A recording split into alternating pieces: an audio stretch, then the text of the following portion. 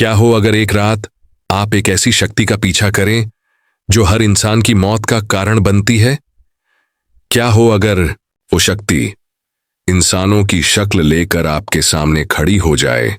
राजा विक्रमादित्य के साथ आज रात कुछ ऐसा हुआ जिसे सुनकर आपका मन कांप उठेगा।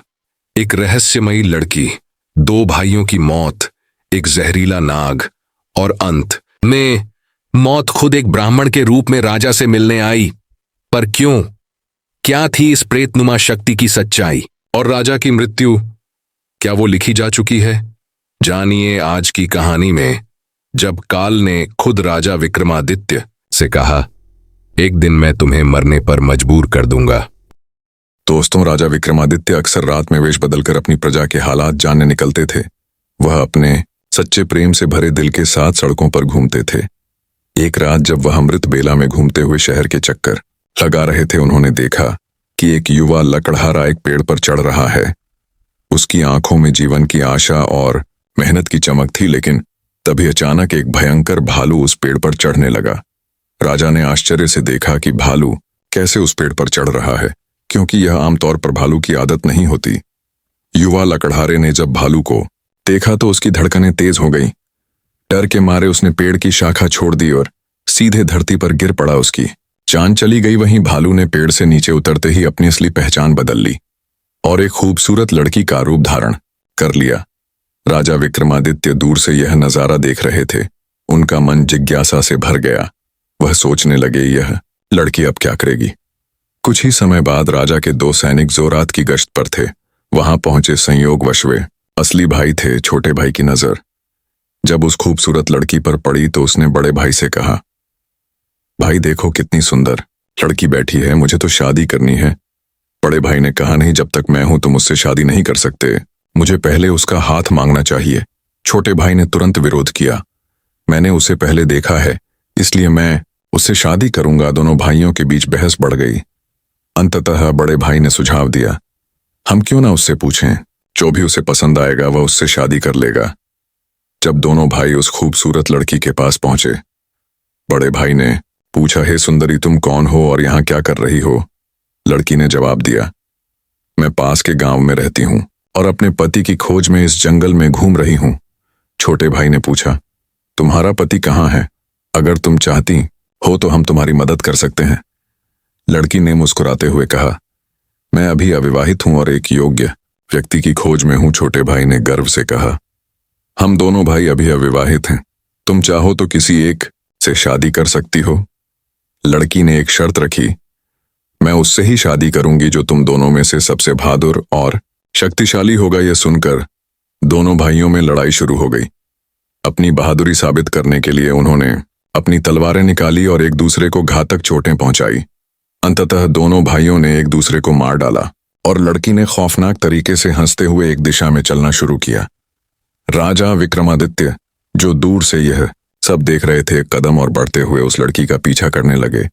लेकिन इस घटना ने उनकी सोचने की शक्ति को जकड़ लिया। सूरज की किरणें धीरे धीरे चमकने लगी, पर राजा विक्रमादित्य अपनी भूख और प्यास को भूल चुके थे। उनकी जिज्ञासा उस रहस्यमयी लड़की के बारे में जानने की थी। लगभग 200 कदम चलने के बाद राजा विक्रमादित्य की आंखें फिर से चौंधी आ गईं।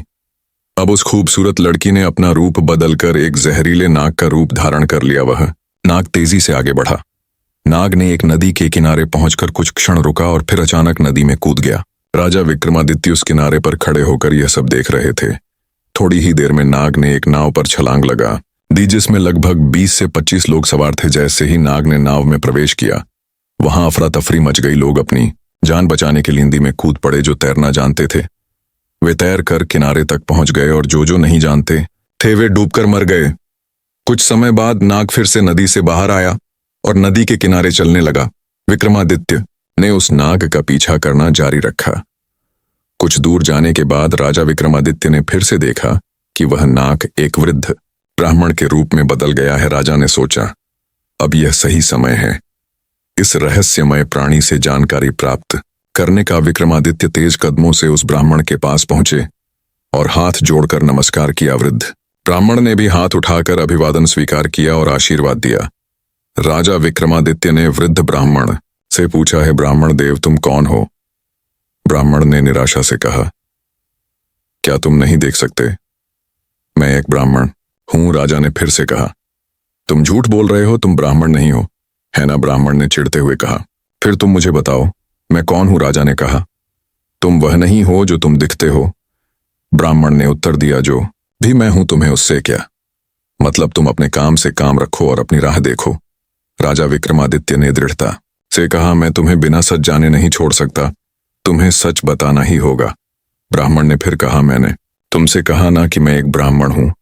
राजा ने कहा, तुम मुझसे झूठ नहीं बोल सकते, मैंने तुम्हें तब से देखा है जब तुमने लकड़हारे को मार डाला था।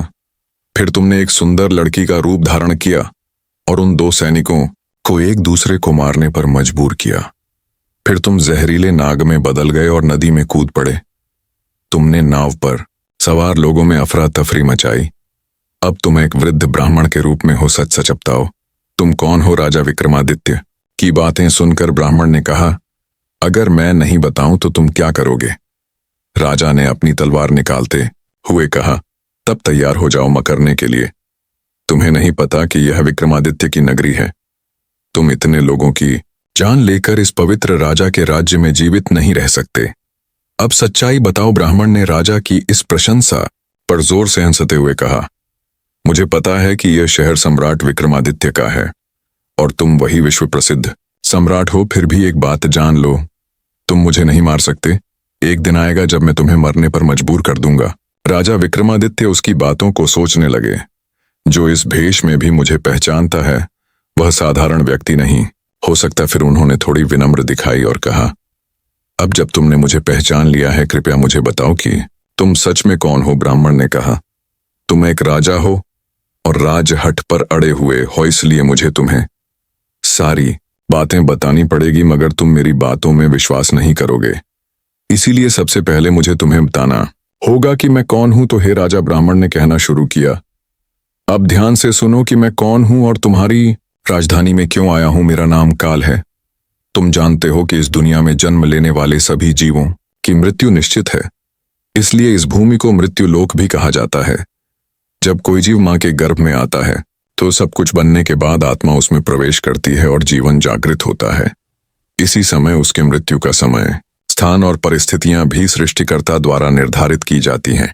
हे राजा, ब्राह्मण ने आगे कहा, तुम जानते हो कि चित्रगुप्त हर जीव की जीवन और मृत्यु का रिकॉर्ड रखते हैं। जब किसी जीव की मृत्यु का समय आता है तो वह धर्मराज को सूचित करते हैं।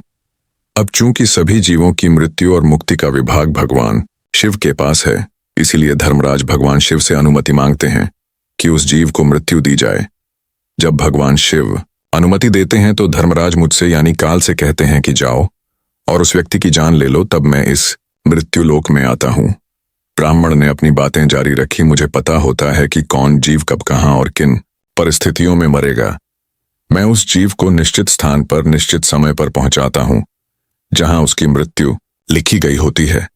मैं वही परिस्थितियां और स्थिति बनाता हूं। हे राजा, ब्राह्मण ने कहा, मैंने उस लकड़हारे को नहीं मारा। राजा विक्रमादित्य ने कहा, तुम फिर से झूठ बोल रहे हो।